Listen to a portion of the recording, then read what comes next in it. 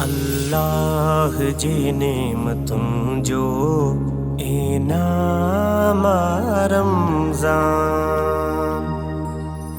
सलाम रमज़ान, सलाम रमज़ान, सलाम रमज़ान।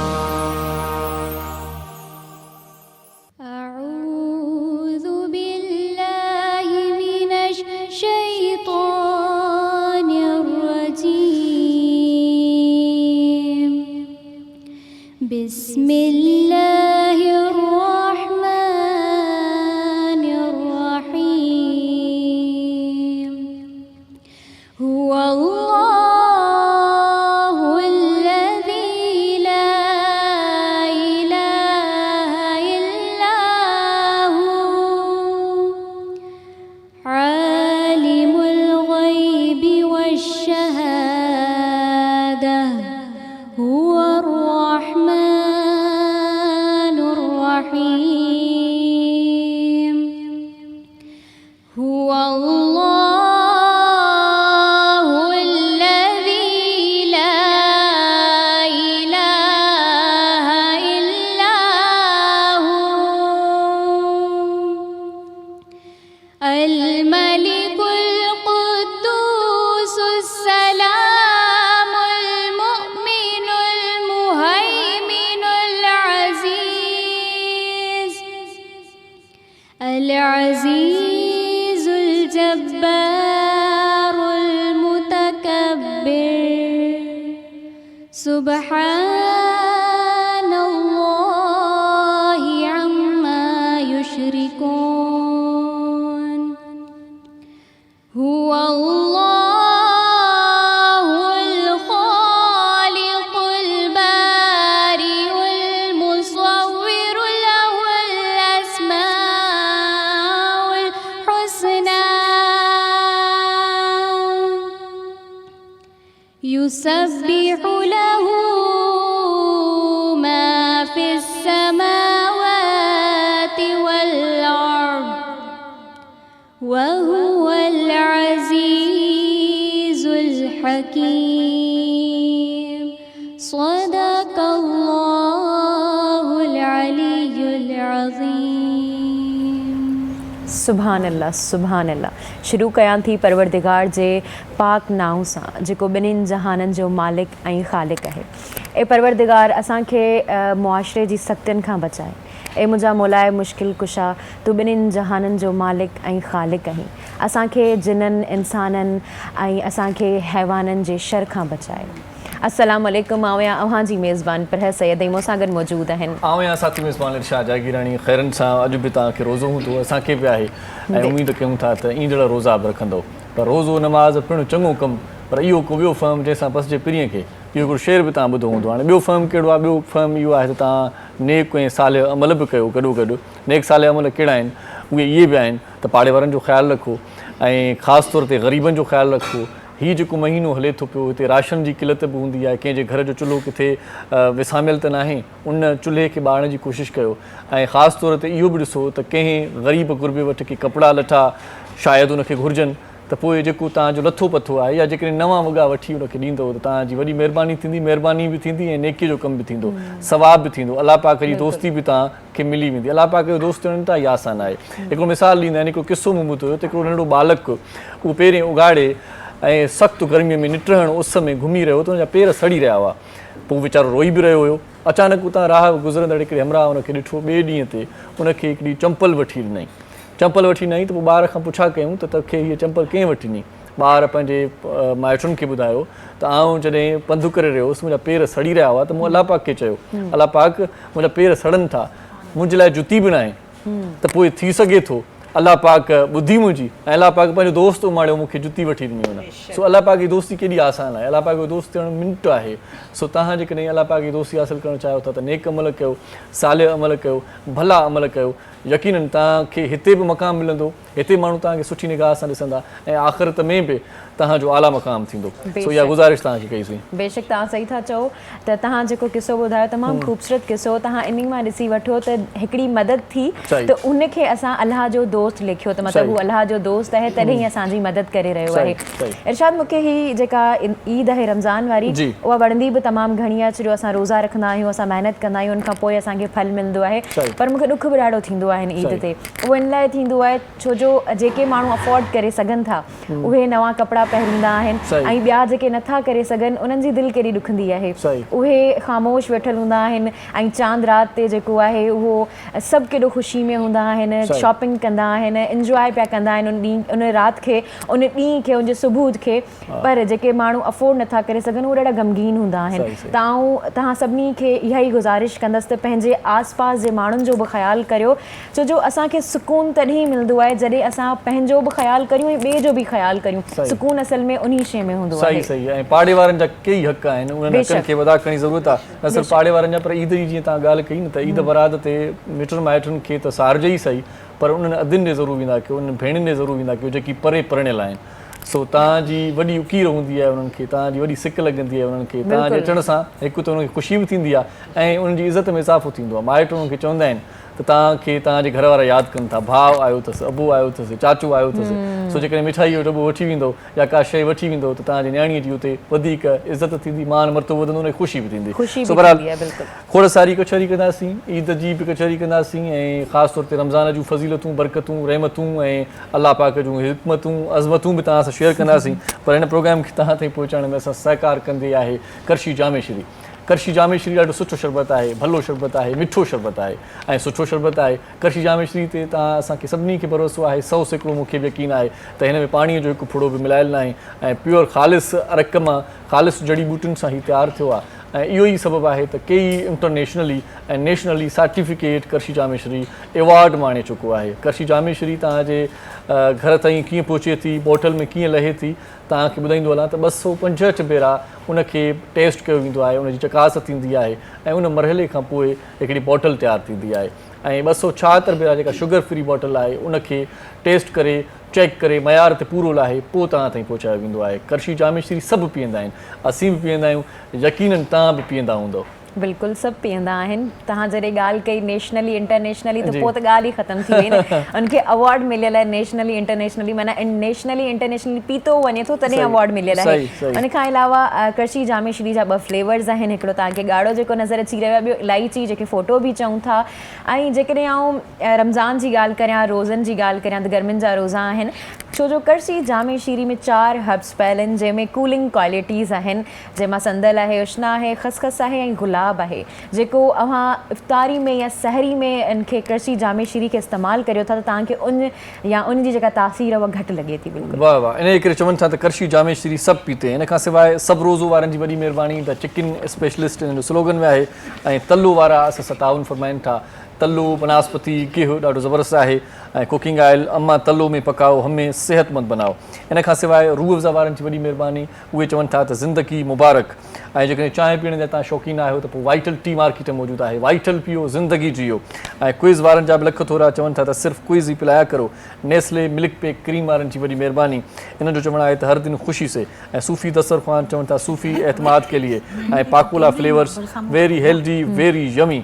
ऐं नेस्ले एवरीडे वारनि जी वॾी महिरबानी, नेस्ले एवरीडे वारा चवनि था तुम में है कुझु ख़ासि, त पोइ ख़ासि ॻाल्हि आहे नेस्ले एवरीडे में। तव्हां इहा बि इस्तेमालु करे ॾिसो, नेस्ले एवरीडे खे वठी ॾिसो ऐं पोइ तव्हां असांखे कॾहिं प्रोग्राम में ॻाल्हि इहा शेयर बि कजो त तव्हांखे कीअं लॻो, कहिड़ी शइ ख़ासि हुई, इहा ज़रूरु असांखे ॿुधाइजो। जी जी, इन खां सवाइ कंहिं ताउन फरमायो आहे तव्हांखे पिया ॿुधाईंदी। जी जी, उन खां अलावा असां वटि ब्रिज पावर एंड बैटरीज़ आहिनि ऐं लज़त ने थामा सेहत का हाथ, मलका मसाला, इनेक्स हर घर की ज़रूरत, अखुवत किसी आस को टूटने न दे, GFC builders and developers, for me perfume and body spray जेको तव्हां असां सभु यूज़ करियूं था, अल खिदमत फाउंडेशन, कोई ताबीर अधूरी ना रहे, शारजा कुकिंग ऑयल, दिल चाहे और क्या शारजा शारजा, टैंक बनाए बेहतर मुस्तकबिल रोज़ाना, टैंग भी तव्हां यूज़ कंदा करियो, छो जो टैंग भी जेकॾहिं असां फ्लेवर्स हिकिड़ा जेके आहिनि उहे काफ़ी फ्लेवर्स आहिनि टैंग जा। उन खां अलावा टैंग में जेको आहे न वाइटामिन सी बि आहे, त उहो जेकॾहिं तव्हां यूज़ कंदा त तव्हांजो इम्यून सिस्टम बि बूस्टअप थींदो। उन खां अलावा शौकत खानम उनकी सिर्फ एक ही दुआ है, जीता रहे मेरा भाई।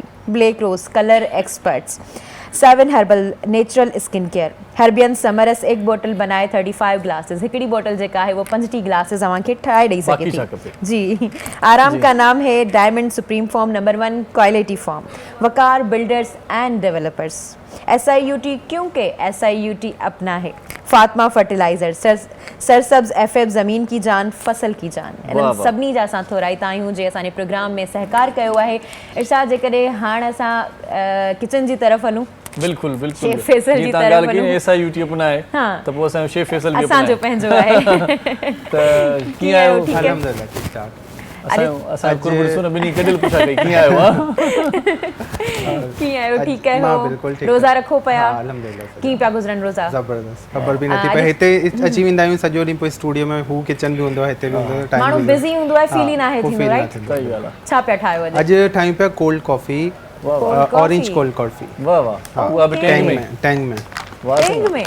वाह, कॉफ़ी टैंग में जी। अॼु मूंखे इहा ठाहिणी पवंदी। जेके कॉफ़ी पीअंदा आहिनि शौक़ सां, कोल्ड कॉफ़ी गर्मियुनि में पी आहे, त हिन लाइ असां टैंग विझंदासीं जूसर ब्लेंडर में। 3 खाइण जा चमचा, अच्छा 3 टेबल स्पून कटे वेड़े तरीक़े सां मां सॼो पैकेट ई विझंदो पैकेट, ताकि स्पून सां लेवल थी निकिरे। बाक़ी पोइ इनखे फोल्ड करे तव्हां मथां ख़राब न थिए, क्रिप करे रखी छॾो, ख़राब न थिए। कॉफ़ी 1 चांहि जो चमचो, पाउडर में 1 चांहि जो चमचो। अच्छा। वधीक अगरि थोड़ी हार्ड पीअणु चाहियो त 1 टेबल स्पून करे सघो था, अदरवाइज़ 1 चांहि जो चमचो हे। हिन सां गॾु आइस क्यूब्स वेंदा, हाफ कप जेतिरा तव्हांखे वणनि, ऐं 2 कप थधो खीर। वाह वाह, थधो खीर? थधो खीर, वाह वाह, ॾाढी ज़बरदस्त ठहंदी आहे ऑरेंज फ्लेवर में। अच्छा, फ्लेवर को भी यूज़ कयूं था?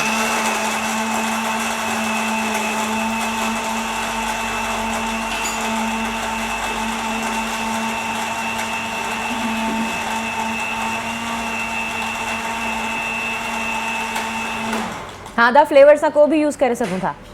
ऑरेंज या पोइ मैंगो, ओके, पाइनएप्पल भी करे सघो। अच्छा, मतलब को भी हुजे, असांजी पंहिंजी पसंद ते आहे। सही, सभु शयूं पंहिंजी जाइ ते, पर इहो जूसर मशीन जेको आवाज़ ईंदो आहे न, हिन मां दिलि जाइ थींदी आहे त बसि हाणे वेझो आहे रोज़ो खोलणु। त ही वॾो मग आहे अॼु, त ही कोल्ड कॉफ़ी जो सुठी लॻंदी आहे, वधीक पीअण खां वरी लॻंदी आहे, जो टेस्ट पंहिंजो ई हूंदो। वाह वाह वाह, ॾाढो ये सुठो। तव्हां रेसिपीस किथां आणींदा आहियो? थोरो असांखे ॿुधाए छॾियो दिमाग़ मां। पाण टेस्ट कंदा आहियो तव्हां इहे? हा, मां ठाहींदो आहियां घर में। इन जो दिमाग़ मां जेका ॻाल्हि की न, इन जो मतिलबु इहो थियो त इन जो दिमाग़ सालिम आहे, कॉफ़ी सेट आहे। वधीक न पीअणु खपे, लेकिन कॾहिं कॾहिं कॉफ़ी पीअणु खपे गर्मी में। वाह वाह, कॉफ़ी त पीअणी खपे, जेके चांहि नथा पीअनि उन्हनि खे कॉफ़ी यूज़ करणु खपे। लेकिन गरम न, अगरि थधी करे पियो त तव्हांखे ॾाढो सुठो उनजी तासीर बि सुठी रहे थी, उहा गरम रहे थी न। वाह वाह, माना इहा काफ़ी आहे। कॉफ़ी आहे, कोल्ड कॉफ़ी। वाह वाह, त पोइ हाणे असां वठूं था हिकिड़ो ब्रेक। हिन ब्रेक में असांजी एतिरी कचौरी काफ़ी आहे, छा ॻाल्हि आहे? बिल्कुलु, सो केॾा न वञो, असां सां गॾु रहिजो। सलाम रमज़ान। अल्लाह जी नेमतुनि जो इनाम रमज़ान, सलाम रमज़ान, सलाम रमज़ान, सलाम रमज़ान।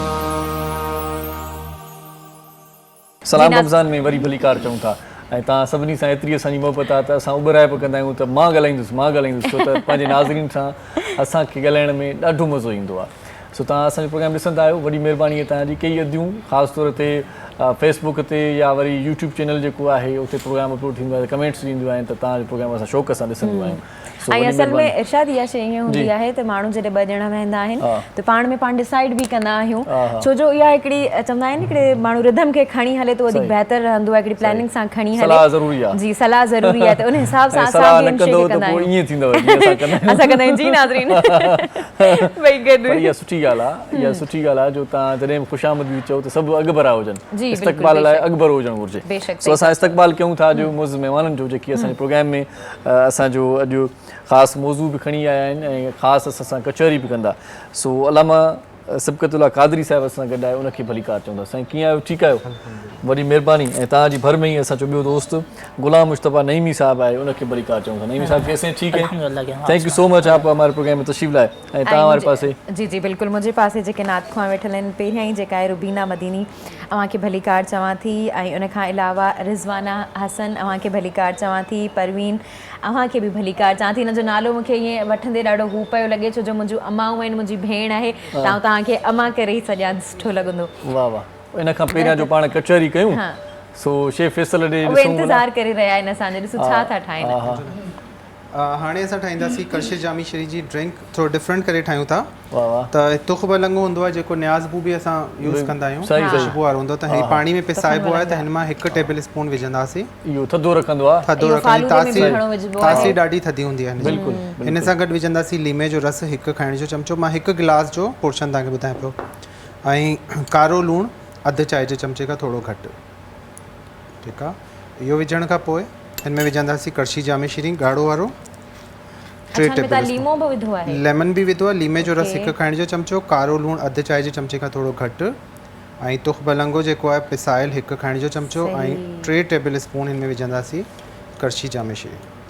हिन खे मिक्स करे चङी तरह ई थधो करे आइस क्यूब्स विझी तव्हां हिन खे पीअंदो, तमामु बहितरीनु ही ड्रिंक ठही वेंदी। ज़बरदस्त। वाह वाह। ऐं हिन में लीमे जा 1-2 स्लाइस विझी छॾो। वाह वाह। ये तव्हां सजाए विझो। सॼो कमु खणे ई माना जेको आहे सो जामे श्री तो। जामे श्री बिल्कुलु। वाह वाह। ज़बरदस्त। जामे श्री जो रंग तो भरे न, ॾिसो पहिरीं बिल्कुलु वाइट हो, हाणे बिल्कुलु ॻाढ़ो थी वियो, रंग भरे छॾियो। वाह वाह। वरी तुख मलंगा, वरी लीमा हिन में विधा अथई, त अञा वधीक गिलास बि रौनक में अची वियो आहे। सो वॾी महिरबानी शेफ फैसल साईं, तव्हां असांजे प्रोग्राम में ईंदा आहियो, लख थोरा तव्हांजा। सो असां सां गॾु जेकी उलमा कराम आहिनि उन सां कचहरी का दीनी करे वठूं। ऐं आउं सभ खां पहिरियां गुलाम मुस्तफ़ा नईमी साहब खां सवाल कयां थो। सर बहुत खाते पीते हैं माशाल्लाह से, नाशुक्री है बहुत, नाशुक्री की आदत क्यों बन गई है, क्या कहेंगे? शुक्रगुजारी कैसे अख्तियार की जाए? बिस्मिल्लाहिर्रहमानिर्रहीम, अल्हम्दुलिल्लाहि रब्बिल आलमीन, वस्सलातु वस्सलामु अला रसूलिल करीम। मैं आपका शुक्रगुजार हूँ कि आपने इस खूबसूरत उन्वान पर मुझे लबकुशाई का मौका दिया। बिल्कुल आप बजा फरमा रहे हैं, इस मुआशरे के अंदर नाशुक्री जो है बहुत बढ़ती जा रही है। उसकी वजह बुजुर्गान दीन ने फरमाया कि हम अपने अंदर शुक्रगुजारी की आदत कैसे पैदा करें। नाशुक्री की कैफियत इस वजह से पैदा हुई कि हमारी नज़रें हर अपने से ऊपर वाले पर होती हैं। सही।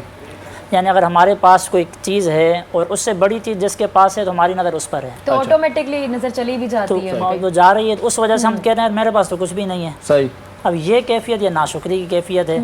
तो अगर हमने अपने आप को शुक्रगुजार बंदा बनाना है, जो कि अल्लाह तबारक व तआला को शुक्र भी पसंद है और शुक्र करने वाले बंदे भी पसंद हैं, तो इसलिए हम जब भी अपने मामूलात ज़िंदगी को चलाएं तो अपने से जो नीचे लोग हों, चाहे वो माली एतबार से हों, इज़्ज़त व शोहरत के एतबार से हों, जब उनको देखेंगे तो फिर कहेंगे अल्लाह तबारक व तआला तेरा शुक्र है कि तूने मुझसे इनसे अच्छा बनाया। वाह, मतलब पाना का हेठे हीने के ॾिसो। वाह वाह। तो अपने से नीचे तबके के लोगों को जब हम देखेंगे तो अल्लाह तबारक व तआला के शुक्र की कैफियत पैदा होगी और उसका हम शुक्र अदा करेंगे। तो ये जो है अल्लाह तबारक व तआला के महबूब बंदा बनने की तरफ का एक सफ़र शुरू हो जाएगा। सुभान अल्लाह। अगर हम दूसरी तरफ जाएंगे नाशुक्री की तरफ, नाफरमान होने की वजह से अल्लाह की रहमत से मायूस होते चले जाएंगे। वैसे ये मुझे बता दें कि सब्र और शुक्र की तारीफ़ क्या है, थोड़ी डेफिनेशन बता दें। बिल्कुल आपने सही फरमाया। शुक्र जो है ये एहसान मंदी का इजहार है। अच्छा। यानी कि हम किसी की नेमत मिली है तो हम उसकी नेमत का तसव्वुर करके अपने कौल के ज़रिए से, ज़ुबान के ज़रिए से, दिल के ज़रिए से ताज़ीम का इजहार करें, जैसे हम इस तरह का इजहार करते हैं। अच्छा। ये अपनी अदाओं के ज़रिए से अगले बंदे का एहसान हम मान रहे हैं, तो एहसान मानना ये शुक्र कहलाता है। आपकी ये भी बड़ी अच्छी थी वैसे, माशाल्लाह। और जो सब्र है, सब्र का लुग़वी माना जो अरबी ज़ुबान का लफ्ज़ है ये, तो इसका माना है अपने आप को रोकना, बाज रखना। तो इस्तिलाह शरीयत में इसका मतलब ये है कि अक़ल पर जो है हमारी नफसानी ख्वाहिश गालिब ना आए। सही सही। और हम शरई हुदूद से तजावुज़ ना करें। अच्छा। शरीयत के दायरे में रहकर हम जो काम करेंगे तो वो सब्र की ताबीर का हिस्सा बन जाए। सही सही। ये कहें कि अल्लाह ताला का रिज़्क़ खाते खाते दांत टूट गए, ना शुक्री नहीं गई। अब वो वॾी अफ़सोस जी ॻाल्हि आहे। ज़बरदस्त। अल्लामा साहब जी तरफ़ हलूं त असांखे इहो ॿुधाइजो त क़ुरान पढ़ण वारो ऐं पढ़ाइण वारो उनजी केतिरी अहमियत आहे?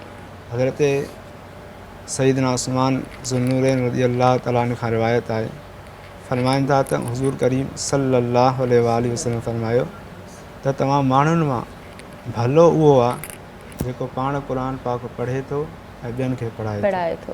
हुज़ूर करीम सल्लल्लाहु अलैहि वसल्लम जन क़ुरान पढ़ण वारे खे ऐं पढ़ण वारे खे भलो सॾियो आहे।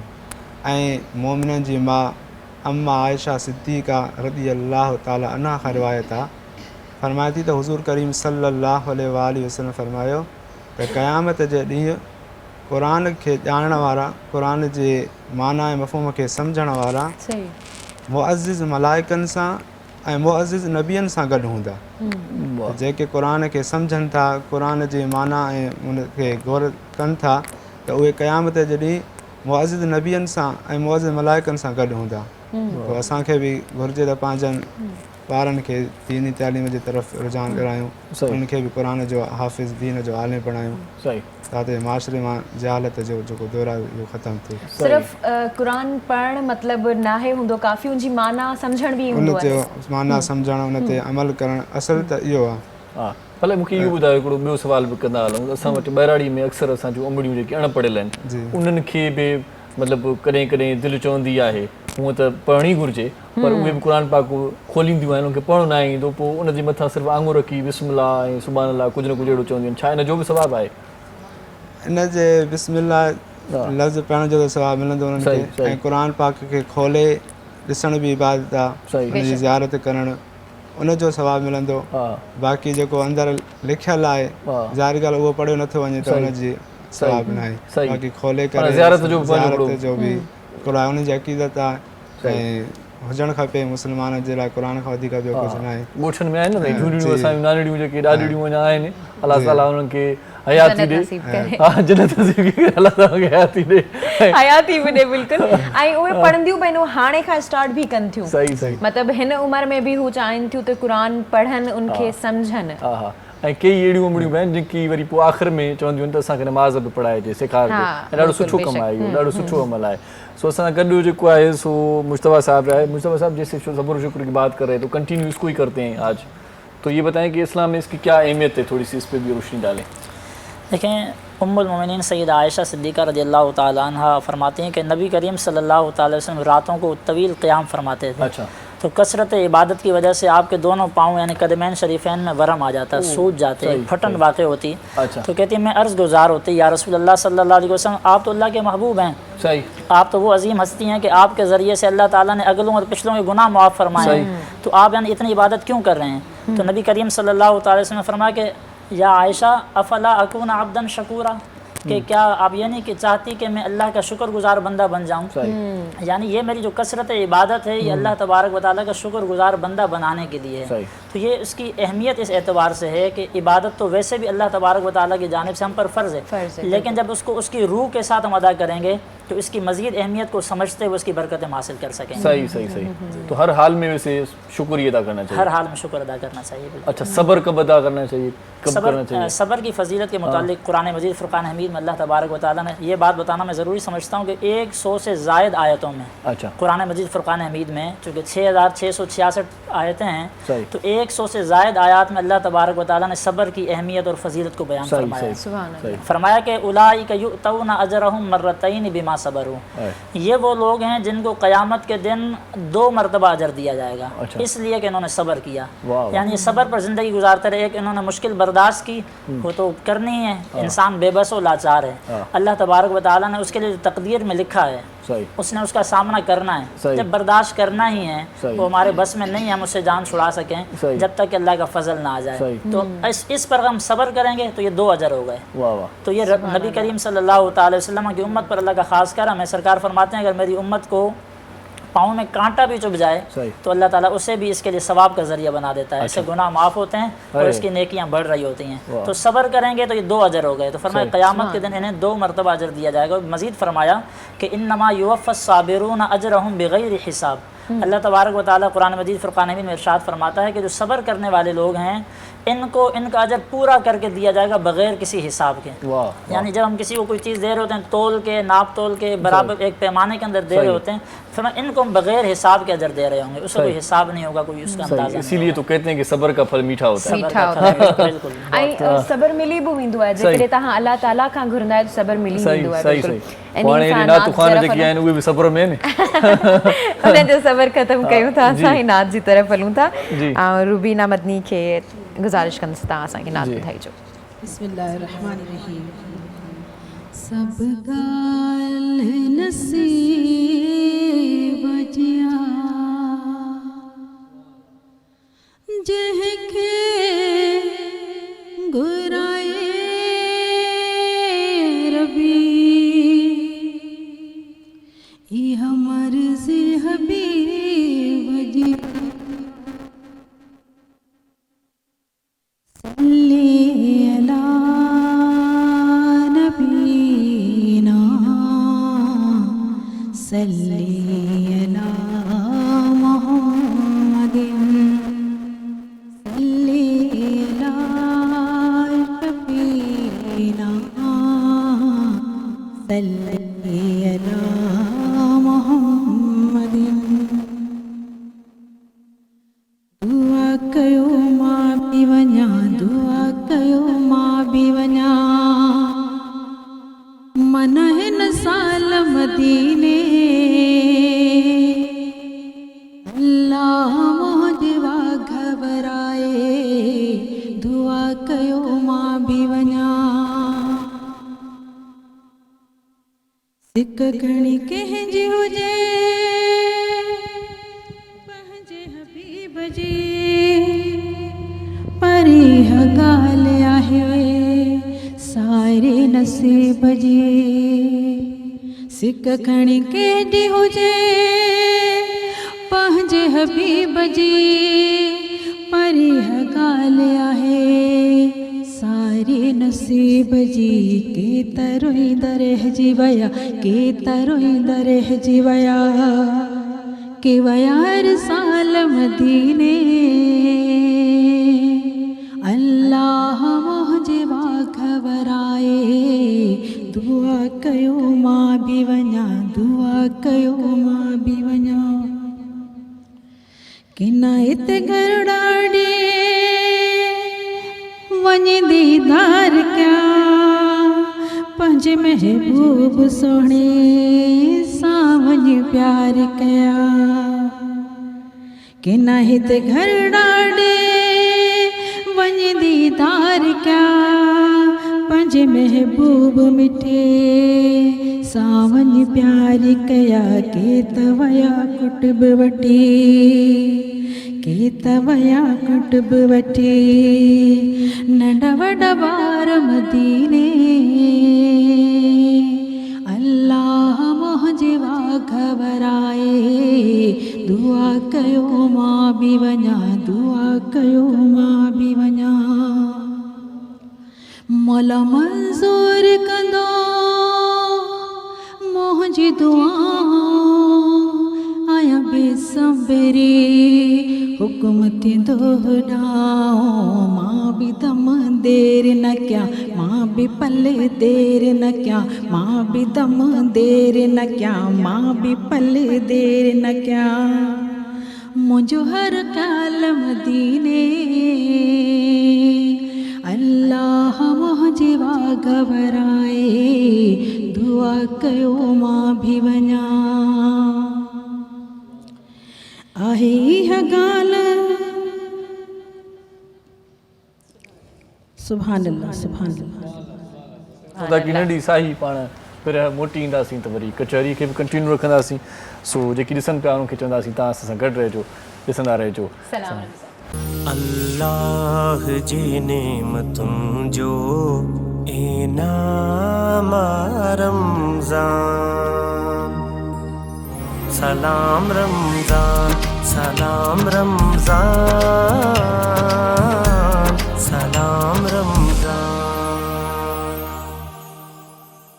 जी सलाम रमज़ान में हिकु भेरो वरी तव्हांखे वरी कार चऊं था ख़ुशि आमदीद तव्हां असां सां गॾु आहियो ऐं मोज़िज़ उलमा इकराम असां सां गॾु आहिनि का बि ॻाल्हि दिलि में जेका तव्हांजी आहे ऐं उहा ॻाल्हि असांजे दिलि में बि हूंदी आहे असां पाण मुरादो बि के सुवाल करे छॾींदा आहियूं जेके तव्हांजे ज़हननि में आहिनि ऐं जेकॾहिं तव्हांजे ज़हननि में आहिनि त तव्हां असां सां शेयर बि करे सघो था यूट्यूब ते उनखां अलावा फेसबुक पेज ते तव्हां असां सां शेयर कयो असां जेके असां सां कॉन्टेक्ट मेनू असांखे मैसेज में ॿुधाए छॾनि त तव्हां सां माना ज़हन में कहिड़ियूं कंफ्यूजन आहिनि ऐं इरशाद काफ़ी दफ़ा ईअं थींदो बि आहे मूंखे मैसेजिस ईंदा आहिनि त उलमा कराम खां ही सवाल ज़रूरु पुछिजो सवाल शेयर कयो पर दुख सुख बि शेयर कयो हिक ॿिए सां बिल्कुलु बेशक माइटनि सां सरतियुनि सां इन सां दिलि जो ॿाहिरि हल्को थींदो आहे पर हिकिड़ी ॻाल्हि तव्हांखे ॿुधायां त इहे सभु माण्हू जिन सां तव्हां पंहिंजा ॾुख सुख शेयर कयो था इन्हनि खां भलो आहे त अलाह पाक सां शेयर कंदा कयो। हर माण्हू जेको आहे न राज़दार या राज़ रखण जे क़ाबिल सही, नाहे हूंदो त सही। अलाह ताला सां शेयर कयो वधीक बहितर हूंदो आहे। बिल्कुलु बिल्कुलु पिरे हाणे सवाल अलामा कयां साहब जी जी जी अलामा साहब ॾांहुं हलूं था त असांखे ॿुधाइजो त रोज़ेदार जी फज़ीलत छा आहे? सुभान अल्लाह। रोज़ेदार जूं काफ़ी फ़ज़ीलतूं आहिनि। जी क़यामत जो ॾियारो हूंदो सभु नफ़्सा नफ़्सी जे आलम में हूंदा पर रोज़ेदार जे लाइ क़यामत जे ॾियारे ते दस्तरख़ान विछायो वेंदो सुभान अल्लाह जेको उन दस्तरख़ान तां जेको आहे सो खाईंदो। वाह वाह सुभान ऐं जन्नत में हिकिड़ो दरवाज़ो आहे हा। जंहिंजो नालो रैयान आहे। अल्लाह। क़यामत जे ॾियारे में ते हुकुम थींदो त रोज़ेदार किथे आहिनि सही उहे उथी बीहनि। वाह वाह उहे रोज़ेदार उथी बीहंदा ऐं उन्हनि खे हुकुम थींदो त तव्हां हिन दरवाज़े मां दाख़िल थी वञो। उन्हनि जे लाइ ख़ासि दरवाज़ो आहे उन्हनि जे लाइ ख़ासि तार न इंतज़ारु न आहे। सिधो सो माण्हू डायरेक्ट दरवाज़ो ई अलॻि जी वाह, रैयान वाह, दरवाज़े रोज़ेदार में खे छा Direct खपे? entry, दाख़िल थी वेंदा। जॾहिं उहे दाख़िल थी वेंदा त सुभाणे हाणे अल्लाह। हुकुम थींदो त हिन दरवाज़े खे बंदि कयो वञे। हाय हाय सुभान त इहा रोज़ेदार जे लाइ वॾी माना एज़ाज़ जी ॻाल्हि आहे उन जे लाइ सही जो सिर्फ़ु उन जे लाइ हिकिड़ो ख़ासि दरवाज़ो रखियो आहे जंहिंमां सिर्फ़ु रोज़ेदार दाख़िल थींदा। वाह वाह जॾहिं उहे दाख़िल थी बीह रहंदा त वरी उन्हनि जो जेको आहे उहो दरवाज़ो बंदि कयो वेंदो। सही सही त वाह अलाह तबारक व ताला असांखे हिन माह रमज़ान शरीफ़ में रोज़ा रखण जी तौफ़ीक़ नसीब फरमाए, नेक अमल करण जी तौफ़ीक़ नसीब फरमाए। रमज़ान शरीफ़ में हिकु दफ़ो सुबहान अल्लाह पढ़णु ऐं बिग़ैर रमज़ान जे 1000 दफ़ो पढ़ण जे बराबरि आहे। सही सही बिग़ैर रमज़ान में 1000 दफ़ो पढ़े रमज़ान शरीफ़ में हिकु दफ़ो सुबहान अल्लाह पढ़े त उनजो एतिरो सवाबु आहे। हिकु रकात रमज़ान शरीफ़ में पढ़े ऐं रमज़ान शरीफ़ खां अलावा 1000 रकात पढ़े सुभान अल्लाह त उनजो बराबरि हिकिड़ी रकात जो सवाबु आहे। सुभान अल्लाह त रमज़ान शरीफ़ में एॾो वॾो अजर मिली थो वञे त माण्हुनि खे इन तरफ़ जेको आहे सो रब जी तरफ़ मुतवजह थिए ऐं इबादत करे ऐं नेक अमल घणे खां घणा हाणे करे। जेको रोज़ा रखे थो उन जे लाइ इहो ख़ासि दरवाज़ो आहे। जी हा। हाणे जेको रोज़ा नथो रखे उन जे लाइ कहिड़ी पकड़ थींदी थोरो इहो ॿुधायो न ख़बर त पए। उन जे लाइ सख़्तु वईदियूं आहिनि। हा अलाह तबारक व ताला असांखे उन्हनि वईदुनि खां बचाए। सही ज़ाहिरी ॻाल्हि आहे और हुज़ूर करीम सल्लल्लाहु अलैहि वसल्लम ऐं अलाह तबारक व ताला असांखे रोज़े जे रखण जो हुकुम ॾिनो आहे। फर्ज़ ऐं बि आहे असांखे फर्ज़ आहे बिल्कुलु। जेको नथो रखे त जेको आहे सो अलाह जे हुकुम जी नाफ़रमानी थो करे ऐं रब जे नाफ़रमान जी सज़ा। सही सही सही सही सही सो गुलाम मुस्तफ़ा साहब भी असां सां गॾु आहे। मुस्तफ़ा साहब मुझे ये बताएं कि आजकल जो दस्तरखान सजता है अफ्तार का ख़ास तौर पर बड़े अच्छे अच्छे खुशबूदार खाने होते हैं तो मुझे ये बताएं कि आप करीम सल्लल्लाहु अलैहि वसल्लम किस तरह से अफ्तार करते थे किस सादगी से करते थे ताकि पता चल लोगों को कि किस तरह से उनकी ज़िंदगी गुजरी। नबी करीम सल्लल्लाहु ताला अलैहि वसल्लम की चूँकि ज़िंदगी मुबारक कुरान करीम में फरमाया गया कि लक़द कान लकुम फ़ी रसूलिल्लाहि उसवतुन हसना। जी करीम आका सल्लल्लाहु अलैहि वसल्लम की जो हयात तय्यबा है वो आपके लिए बेहतरीन मिसाल है, बेहतरीन नमूना है, दस्तूर ज़िंदगी आपके लिए। सही तो सरकार ने हमेशा अपना तरीक़ाकार इस तरह रखा कि उसमें इंसानियत के लिए आसानी का रास्ता हो। सही यानी कि अगर बिलफ़र्ज़ नबी करीम सल्लल्लाहु अलैहि वसल्लम किसी चीज़ में बहुत ज़्यादा सादगी की तरफ चले जाएँ सही और आने वाले ज़माने में कोई मुसलमानों से अल्लाह ने नवाजा है वो उसमें कसरत की तरफ जा रहा है तो उसको ऐब ना लगाया जाए। अच्छा। तो करीम आका की ज़िंदगी में ये दोनों इफ्तारियाँ मिलती हैं। अच्छा। कि सरकार दो जहाँ सल्लल्लाहु ताला अलैहि वसल्लम ने बाज़ औक़ात अफ्तारी का जो दस्तरखान आपने सजाया अपने लिए अपने अहल खाना के लिए तो वहाँ फ़कत खजूर मौजूद है। आप खजूर के साथ सुन्नत मुबारक थी कि आप खजूर के साथ अपना जो है रोज़ा इफ्तार फरमाया करते थे। लेकिन बाज़ औक़ात जब सहाबा किराम का झुरमट नबी करीम सल्लल्लाहु ताला अलैहि वसल्लम के साथ है सही तो ऐसे दस्तरखान भी हैं जहाँ अल्लाह तबारक व ताला की बेशुमार नेमतें रखी हुई हैं। तो गोया कि ये भी शुक्र का अंदाज़ है कि मैंने रब्बे ज़ुल जलाल के हुक्म पर रोज़ा रखा और अब अल्लाह तबारक व ताला ने सारी नेमतें मेरे लिए अता फरमा दी हैं। तो करीम आका की ज़िंदगी में दोनों इफ्तारियाँ मिलती हैं कि बाज़ औक़ात वो सादगी का खूबसूरत अंदाज़ है और बाज़ औक़ात वो अपना शाहाना अंदाज़ भी सरकार ने दिखाया है कि अल्लाह तबारक व ताला ने मुझे अपना हबीब बनाकर इस कायनात में भेजा है तो ये सारे ख़जाने में अता फरमाए। ये तो अफ्तार जी, जी जी, पूछा जी, करो जी, जी। कहाँ पूछा करो बोले। हमें ये बताइएगा कि इफ्तारी और सहरी करवाने का कितना सवाब होता है हमें नबी करीम किसी और को सल्लल्लाहु करवाएं ताला तो? अलैहि वसल्लम ने हदीस मुबारक है सरकार ने फरमाया कि किसी शख्स को इफ्तार करवाना या किसी शख्स को सहरी करवाना खुद रोज़ा रखने की मिसाल है। सुभान अल्लाह। यानी कि जैसे आप किसी एक शख्स को इफ्तार करवा रहे हैं तो आपने उसके रोज़े के बराबर सवाब खुद पा लिया आपने। अंदाज़ा कीजिए एक शख्स एक को इफ्तारी करवा रहा तो एक रोज़ा। अब जितने लोगों को इफ्तारी करवाता सरकार ने फरमाया ख्वाब वो इफ्तारी करवाना एक खजूर के दाने से ही क्यों ना हो। अच्छा। यानी ये नहीं कि आप उसको सैराब करके इफ्तारी करवाएंगे तो फिर आपको सवाब मिलेगा بلکہ آپ اگر اس کو ایک کھجور کے دانے سے بھی افطاری کروائیں گے، ایک لقمے سے بھی اس کو سحری کروائیں گے، تو اللہ تبارک و تعالیٰ آپ کو پورے روزے کا ثواب عطا فرمائے گا۔ اچھا، افطار میں ہم دیکھتے ہیں کہ سب مل بیٹھ کے کھانا کھاتے ہیں، ویسے یہ تھوڑا سا کم ہو گیا ہے سلسلہ، تو مل بیٹھ کے کھانا کھانے کی کیا برکت ہے، تھوڑی سی اس پہ روشنی ڈالیں۔ نبی کریم صلی اللہ تعالیٰ علیہ وسلم کی امت پر یہ خاص کرم ہے، اللہ تعالیٰ نے کسی نہ کسی طرح انہیں پھر اپنی رحمت کی وسعت میں جو ہے جگہ عطا فرما دینی ہوتی ہے۔ دیکھیں پورے سال کئی لوگ ایسے ہوتے ہیں جنہوں نے اپنے صرف اہل خانہ یعنی اپنے بہن بھائیوں اور والدین کے ساتھ بھی کھانا نہیں کھایا ہوتا۔ ڈیلی روٹین ہماری اس نوعیت کی ہوتی ہے کہ بھائی ایک وقت آ رہا ہے وہ کھانا کھا کے جا رہا ہے، پھر والد بزرگوار تشریف لا رہے ہیں، پھر وہ کھانا کھا رہے ہیں۔ لیکن رمضان شریف کا یہ احسان ہے ہم پر، اس امت مسلمہ پر، کہ ایک وقت ایسا آتا ہے، سحری کا وقت ہے، پورا گھرانہ بیٹھا ہوا ہے، دسترخوان سجا ہوا ہے، افطاری کا وقت آ رہا ہے، کسی بھی طرح دوڑ دوڑ کے اپنے گھر میں پہنچ رہے ہیں کہ میں افطاری کسی طرح گھر کروں۔ یعنی کہ باہر اگر کئی بے شمار نعمتیں ہیں لیکن گھر کے دسترخوان پہ صرف کھجور ہی پڑی ہوئی ہے، جو اللہ تعالیٰ نے گھر کی افطار میں لطف رکھا ہے وہ لطف انسان کو باہر نصیب نہیں ہوتا۔ تو ایک ساتھ مل بیٹھ کے کھانا جو ہے یہ نبی کریم صلی اللہ علیہ وسلم کی سنت مبارکہ میں، اس پر ایک اور بات شامل کرنا چاہوں۔ حضرت سیدنا ابراہیم خلیل اللہ علیہ نبینا علیہ السلام، اللہ کے پاک پیغمبر ہیں، آپ کا یہ معمول تھا کہ آپ اکیلے کھانا نہیں کھاتے تھے، آپ ہمیشہ جو ہے کسی کو ساتھ بٹھا کر، ایسا گھر کا کوئی فرد نہیں ہے تو آپ مہمان کا انتظار کرتے۔ روایتوں میں آتا کہ بعض اوقات ایسا بھی ہوتا کہ مہمان نہیں ہے، آپ کھانا پڑا ہوا ہے انتظار کے کوئی مہمان آئے، تو آپ 6-7 کلومیٹر سفر پر نکل جاتے اور مہمان کو تلاش کرتے، اسے لے کر آتے اور پھر دسترخوان باٹ ساتھ بٹھا کر کھانا اسے کھلاتے۔ سبحان کیڑی سٹھی روایت ہے، ऐं मज़ो बि उन में ईंदो आहे जॾहिं असां गॾिजी खाईंदा आहियूं। सही सही, इहो त थियो अॻे वारो ज़मानो, हाणे वरी इहो था सोचनि त महिमान वञे त पोइ खाऊं। हाणे मसइलो वधी वियो आहे, अलाह साईं सभिनी खे तौफ़ीक़ ॾे। सो नबी करीम सल्लल्लाहु अलैहि वसल्लम जी सुन्नतुनि ते अमल करण जी तौफ़ीक़ अता फरमाए। ऐं इन्ही ज़िक्र तां जेकॾहिं सनात जी तरफ़ हलूं, जी जी बिल्कुलु, रिज़वाना हसन खे गुज़ारिश कंदसि तंग नात ॿुधाइनि। सल्ली अला नबीना सल्ली अला मुहम्मदिन। हो करम सरकार अब तो हो गए गम बेशुमार। हो करम सरकार अब तो हो गए गम बेशुमार। जान दिल तुम पर फिदा है, दो जहाँ की ताजदार। काफ़िले वालों सुनो याद आए जब मेरा सलाम। काफ़िले वालों सुनो याद आए जब मेरा सलाम।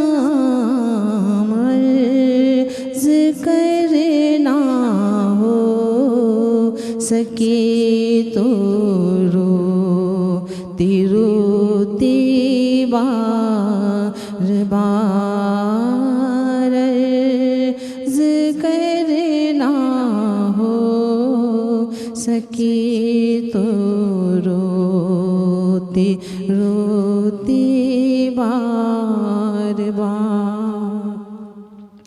गुंबदे खज़रा के जलवे और वो इफ्तारियाँ।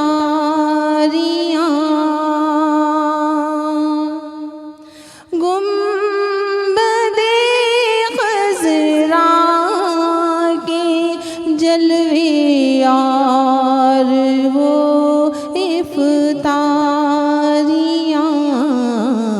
याद आती है बहुत रमज़ान-ए तैबा की बहार।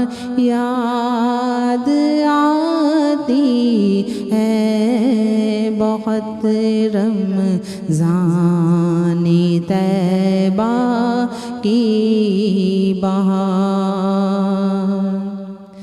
मैं अकेला मसाइल ज़िंदगी के बेशुमार, मैं अकेला मसाइल ज़िंदगी के बेशुमार, आप ही कुछ कीजिए ना ऐ मेरे आली वकार, हो करम सरकार, अब तो हो गए गम बेशुमार, जान दिल तुम पर फिदा है दो जहाँ के ताजदार। सुभान अल्लाह, सुभान अल्लाह, जज़ाकल्लाह। ॾाढो सुहिणो अंदाज़ बयां, सुहिणो आवाज़, बिल्कुलु। सो बिल्कुलु। ऐं गॾो गॾु वरी इहो चऊं त कॾहिं कॾहिं के शेर अहिड़ा हूंदा आहिनि जिन जी शाइरी बि वरी मन लुभाईंदी आहे। सच में माना माण्हू जेको न ॿुॾी वञे हलियो, या असां सच में जेको ॿुधो पियो ॿुॾी करे ॿुधो पियो, जेके उनमें मिसराऊं हुयूं। सही सही सही। ऐं उन सां वरी गॾो गॾु मज़े जी ॻाल्हि इहा आहे त जॾहिं तव्हां उन में महव में गुम थी वञो ऐं तव्हां पाण खे उते महसूसु कयो जंहिं शेर में जेका ॻाल्हि थियल आहे।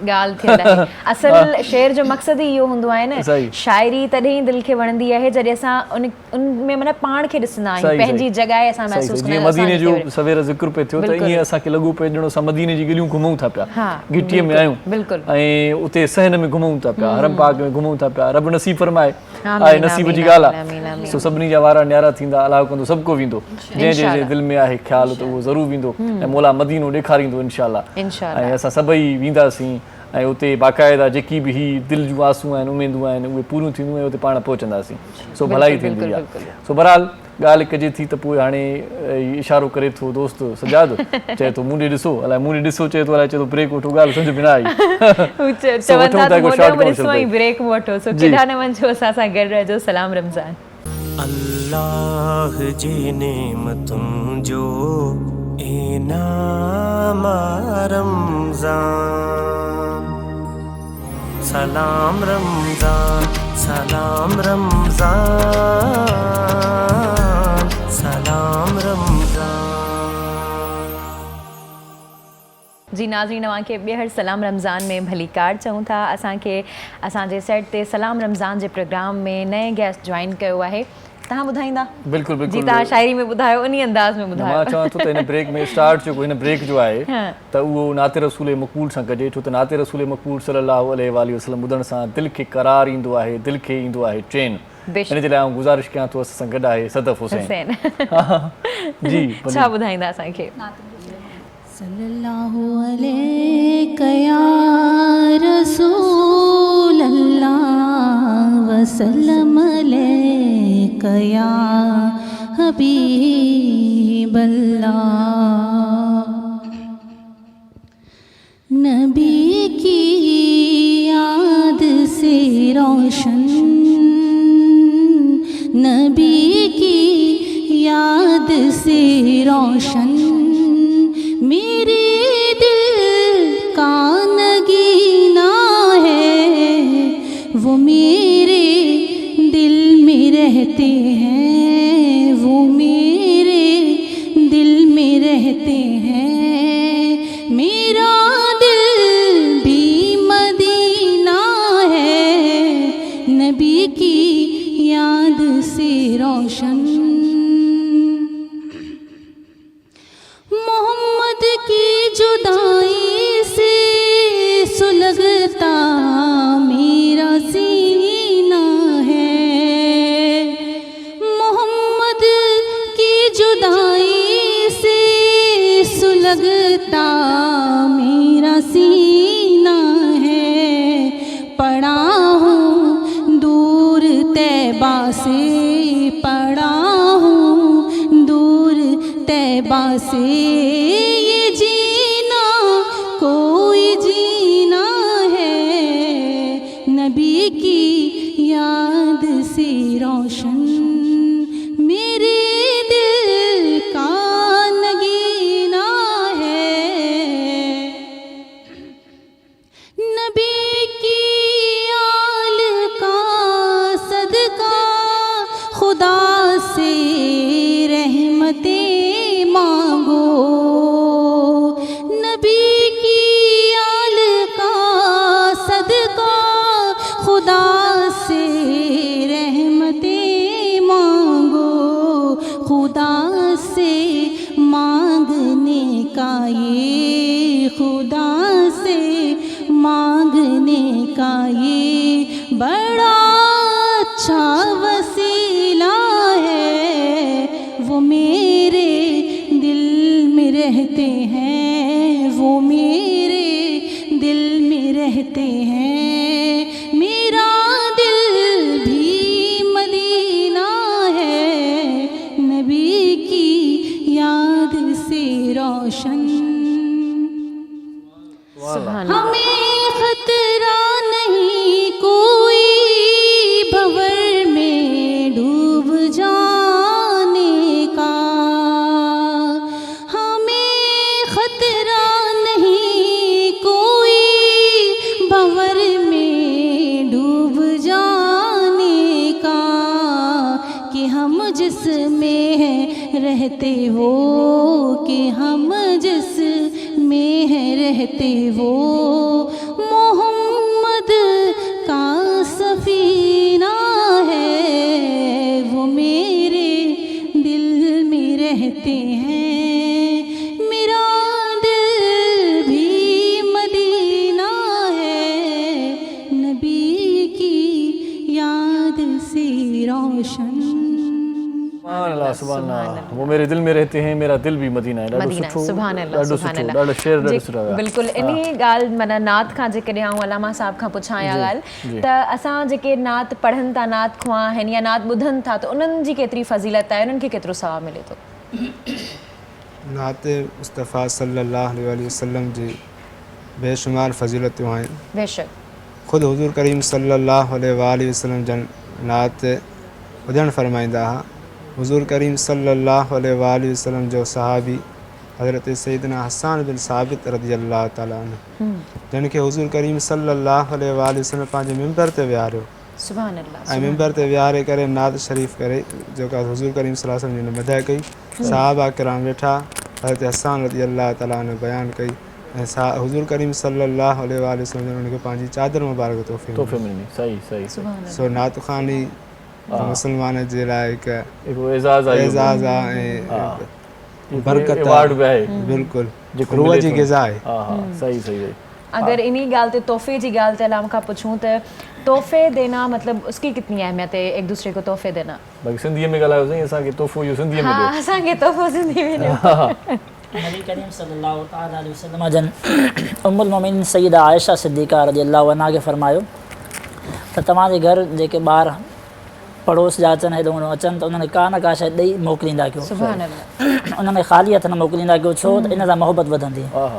यकीनन असां हिन खे पंहिंजे मुआशरे में अगरि असां इम्प्लीमेंट कयूं त पड़ोस जेको ॿार असांजे घर ईंदो, असां हुनजे हथ में का न का शइ ॾेई मोकिलींदासीं त उते ॻाल्हि पहुचंदी, उहा शइ ॾिसंदा त उनजे दिलि में असां लाइ चाह पैदा थींदी, मोहबतूं वधंदियूं, नफ़रत ख़तमु थींदी, ऐं अल्लाह तबारक व तआला खे पसंदि आहे हे ॾियण वारो हथु वठण वारे हथ खां। त यकीनन जॾहिं को शख़्स तोहफ़ो ॾिए थो त उनजो हथु मथे आहे, त ॾियण वारो हमेशह हर हाल में अल्लाह खे पसंदि आहे, त तोहफ़ो बि इन ॾियण जो इज़हार आहे त अल्लाह तूं मूंखे अता कयो आहे, मां तुंहिंजी रज़ा लाइ तुंहिंजे ॿारनि खे अता थो कयां। पोइ असां तव्हांखे जेकॾहिं मुर्क जो तोहफ़ो ॾियूं ईअं खिली करे क़बूल कंदो? तमामु ख़ूबसूरत तोहफ़ो आहे, मुस्कुराइण सदक़े जारिया आहे, उहो बि सदक़े जारिया आहे, बिल्कुलु बिल्कुलु। ऐं मुर्क सां वरी इहो थिए थो त तव्हां मुर्कंदव त जेको तव्हांजे साम्हूं माण्हू हूंदो उहो पाण ई ऑटोमेटिकली तव्हांखे ॾिसी मुर्कंदो, माना माहौल हिकिड़ो साज़गार अगरि हू कावड़ में बि हूंदो न, तव्हांखे ॾिसी करे तव्हां मुर्को पिया हुनजे साम्हूं, तुमखे ख़ुशी थींदी, मुर्कंदो कावड़ ख़तम थी वेंदी, अॻियो मुर्कंदो, कुरकंदो त अॻियो कुरकंदो। असांखे हिन प्रोग्राम में मुंहिंजी मुर्क ॾाढी वणी। ईअं न? हा माशाल्लाह, इहे मुर्कूं सलामत हुजनि, इहे टहक सलामत हुजनि, ऐं इहे मुर्कूं ऐं इहे टहक तॾहिं तॾहिं थींदा जॾहिं असां नेक अमल कंदासीं. बाक़ी हरू भरू जा खिलण, हरू भरू जा इहे टहक अजाया आहिनि. सो बहरहाल अॼु को प्रोग्राम ॾाढो ख़ूबसूरत पेश कयो वियो तव्हांजी ख़िदमत में. अॼु को प्रोग्राम पेश करण में जंहिं असां सां सहकार कयो आहे या जिन असां सहकार कयो आहे उन्हनि जा नाम वठणु असां लाज़िम सम्झंदा आहियूं. सभ खां पहिरियां करशी जामेश्री जो ज़िक्र कंदा आहियूं. करशी जामेश्री ॾाढो सुठो शरबत आहे. हींअर असांजा उलमा इकराम बि वेठा हुआ, उन्हनि खां बि मूं पुछा कई. डिस्कशन थी पई. बिल्कुलु साईं. करशी जामेश्री तव्हांखे वणंदो आहे न? तमामु बहितरीनु. ईअं न ॻाढ़ो शरबत या अफ़्तार जो दस्तरखान हिन जे बग़ैर अधूरो आहे. अफ़्तार दस्तरखान थोरी देरि में सजंदो हिते. पाण गॾिजी हिते अफ़्तार कंदासीं ऐं उहो दस्तरखान हूंदो करशी जामेश्री जो. ऐं जीअं हिननि ॿुधायो बि, अलामा साहिब खां असां सवाल बि कयो त इफ़्तारी कराइण या सहरी कराइण जो केतिरो सवाबु आहे, त हुननि हुनजी फज़ीलत बि ॿुधाई त असां जेको आहे न उहो दस्तरखान जेको आहे उहो करशी जामेश्री जो सवाबु करशी जामेश्री वारनि वञे थो जेके रोज़ायतनि खे रोज़ो खोलाइनि था. करशी जामेश्री ॾाढो सुठो ऐं मिठो शरबत आहे. इन में पाणीअ जो हिकु फुड़ो मिलायल नाहे. ऐं करशी जामेश्री पंहिंजी क्वालिटी जे करे केतिरा ई नेशनली ऐं इंटरनेशनली अवार्ड माणिया आहिनि, सर्टिफिकेट माणिया आहिनि. 265 टेस्ट जे मरहलनि मां गुज़री करे, चकास जे मरहलनि मां गुज़री करे करशी जामेश्री ठहे थो. ऐं जेको शुगर फ्री वारी जेका बॉटल आहे उहा 274 भेरा चेकिंग खां पोइ, चकास खां पोइ, टेस्ट खां पोइ तव्हांजे हथनि ताईं पहुचे थी. करशी जामेश्री ते असांखे फुल भरोसो आहे, एतमाद आहे, वणंदो आहे. करशी जामेश्री ज़ाइको ने ज़बरदस्त आहे. नंढा ॿार, पका पोड़ा, झूना, अदियूं असांजूं भेनरूं सभई करशी जामेश्री खे वॾे शौक़ चाह सां पीअंदियूं आहिनि. सो करशी जामेश्री दस्तरखान ते सजंदो सहर हुजे या अफ़्तार. तॾहिं चवंदा आहिनि लाइट लाइट रिफ्रेशिंग करशी जामेश्री. जेकॾहिं असां जामेश्री पीअंदा आहियूं त असांजे जेको हीअं ते बार थी पवंदो आहे, स्पेशली सहरी जी ॻाल्हि कयां त असां कुझु खाई करे पोइ सुम्ही न आहियूं सुम्हंदा आहिनि सभु जेके माण्हू सहरी करे, छो जो उन खां पोइ उन्हनि खे निंड न ईंदी. पर जेकॾहिं असां करशी जामेश्री पीअंदा आहियूं त असांखे निंड बि अची वेंदी आहे, सुठी निंड अची वेंदी आहे. तॾहिं चवंदा आहिनि सहरी हुजे, इफ़्तारी हुजे, करशी जामेश्री जो इस्तेमालु कयो. ऐं ही रोज़ा गर्मियुनि में आया आहिनि ऐं हिन में जेके 4 हर्ब्स अहिड़ा पयल आहिनि जंहिंमें कूलिंग क्वालिटीज़ आहिनि. जेकॾहिं असां उहे इस्तेमालु करियूं था करशी जामेश्री में त असांखे ॾाढो रिफ्रेश करे थो. जेके संदल आहे, अशना आहे, खसखस आहे, गुलाब आहे. सही सही सही. त पोइ हाणे इन जे करे ई चवनि था त करशी जामेश्री सभु पीते आहिनि, सभु पीअंदा आहिनि. त पोइ तव्हां बि पीअंदा हूंदव, यकीन मूंखे अंदाज़ो आहे. शुगर फ्री बि अची वियो आहे. जिन खे शुगर आहे ख़ुदा न ख़ासि त उहे करशी जामेश्री जी उहा बॉटल वठी छॾनि. सो सभु रोज़ो वारनि जा लख थोरा वॾा वड़ द चिकन स्पेशलिस्ट आहिनि इहे. ऐं तलो अमा तलो में पकाओ, हमें सेहतमंद बनाओ. तलो में जेके फुलकड़ियूं ठहनि थियूं, पराठा ठहनि था या भाॼियूं जेके ठहनि थियूं, तलो जो ज़ाइको पंहिंजो आहे ऐं वास हुनजो पंहिंजो आहे. सो रूह अफ़ज़ा वारनि जी वॾी महिरबानी. रूह अफ़ज़ा बि क़दीम असीं ॿुधंदा था अचूं ऐं पीअंदा था अचूं. ज़िंदगी मुबारक इहे चवनि था. ऐं नेस्ले एवरीडे वारा चवनि था तुम में है कुझु ख़ासि. ऐं पाकोला फ्लेवर्स वारनि जी वॾी महिरबानी जिन असां ताउन फरमायो आहे. वेरी हेल्दी, वेरी यमी हिन जो स्लोगन आहे. ऐं सूफ़ी दस्तरखान वारनि जी वॾी महिरबानी. सूफ़ी एतमाद के लिए नेस्ले मिल्क पैक क्रीम वारनि जा लख थोरा. हर दिन ख़ुशी से. ऐं क्विज़ जो शरबत बि ॾाढो ज़बरदस्त मार्केट में मौजूदु आहे. इहो शरबत बि पीअण वटां अथव. मां तव्हांखे ॾसु ॾींदो आहियां भलो.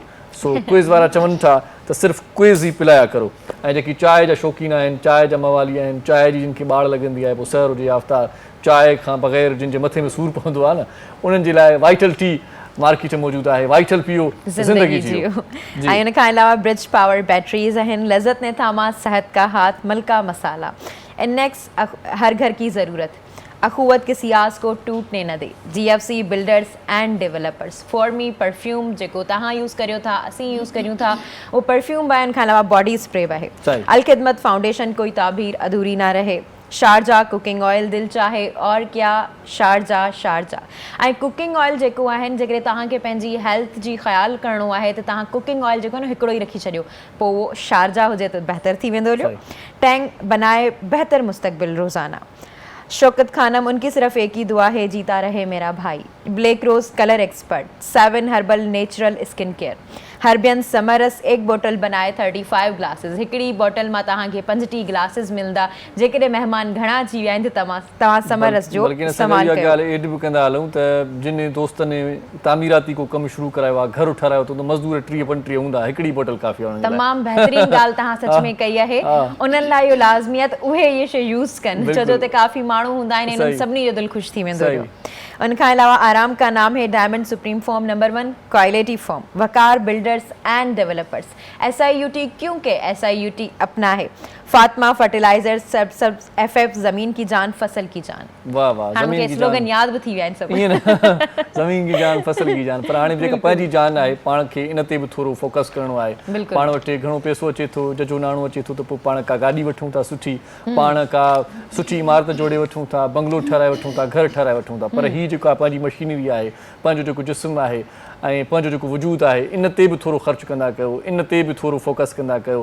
ऐं पाण जेकॾहिं सिहतमंद हूंदो त पोइ इहे शयूं पयूं थींदियूं पयूं. इन करे चवंदा जी ख़ुशि त जान ख़ुशि. ऐं तंदुरुस्ती हज़ार नेमत आहे. अॼु जेको प्रोग्राम हिते पूरो थिए थो, आख़िर में वेंदे वेंदे हिकिड़ी गुज़ारिश कंदासीं, आख़िरी जेका सना ख़ान मुस्तफ़ा सां रहियल आहे सल्लल्लाहु अलैहि वसल्लम जी, केरु आहे, कंहिंखे चवंदो नात जे लाइ? परवीन, मां परवीन मां कैर सरींदसि मूंखां वॾियूं आहिनि. हा, उन खां नातिया कलाम ॿुधंदासीं ऐं असीं मां खां मोकिलाईंदासीं. ख़्यालु कजो पंहिंजो. जी, असांखे ॾींदा इजाज़त हाणे के पाण.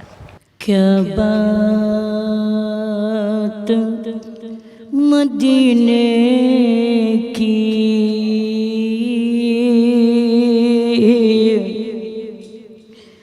क्या बात मदीने की, दुनिया खाती है खैरात मदीने की. सल्लल्लाहु अलैहि या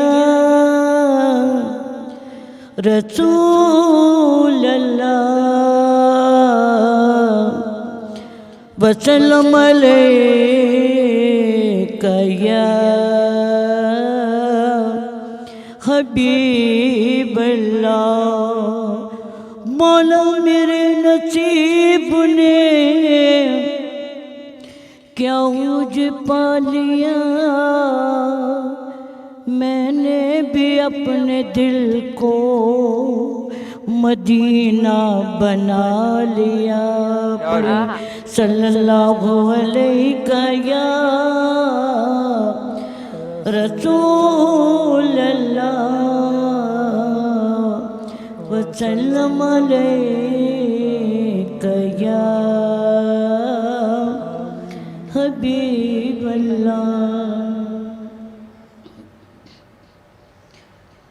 जब वो दिल के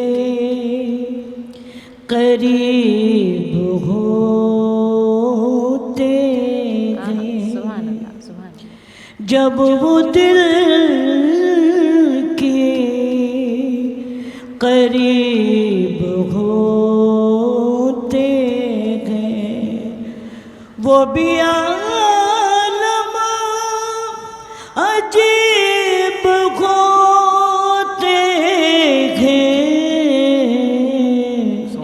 जब वो दिल के करीब होते हैं, सुभान अल्लाह, सुभान अल्लाह. जो हबीबी खुदा का हो जाए, जो हबीबी खुदा का हो जाए, जो हबीबी खुदा का हो जाए, वो खुदा के करीब होते हैं, वो खुदा के करीब होते हैं. फैज़े आजिन के आस्ताने से, फैज़े आजिन के आस्ताने से, फैज़े आजिन के आस्ताने से, कैसे कैसे गरीब होते हैं, कैसे कैसे गरीब हो کو ہوتی ہے ان کی دید نصیب جن کو ہوتی ہے ان کی دید نصیب